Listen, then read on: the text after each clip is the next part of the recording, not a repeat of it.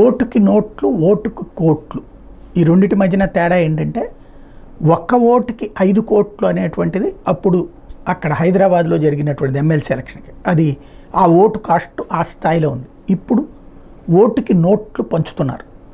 Already గత 3 రోజుల నుంచి ప్రారంభమైపోయింది. ఇప్పుడు 500 లేదు, 1000 లేదు, చాలా ప్రాంతాల్లో 2000 రూపాయలు పంచుతున్నారు.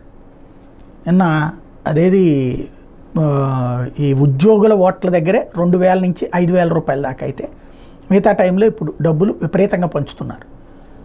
ఇందులో ఎవ్వరూ తక్కువ కాదు. వైసీపీ వాళ్ళు పంచుతున్నారు 17,000 కోట్ల రూపాయలని తెలుగుదేశం పత్రికలు రాస్తే, ఇది తెలుగుదేశం వాళ్ళు 17,000 కోట్లు పంచుతున్నారని సాక్షి రాస్తుంది. వైసీపీ వాళ్ళు 7,000 కోట్లు పంచుతున్నారని చెప్పేసి ఈనాడు జ్యోతి రాస్తాయి.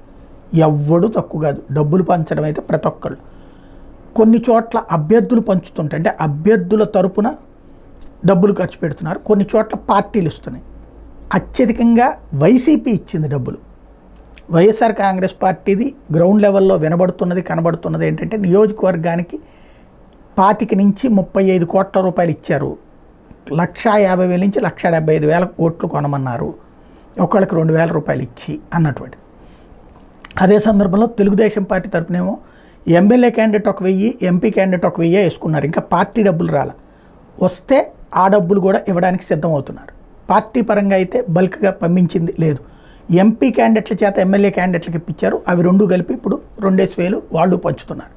పొటాపోటీగా డబ్బులు పంపిణీ వరదలై పారుతుంది. పోలీసులందరూ ప్రేక్షకులే.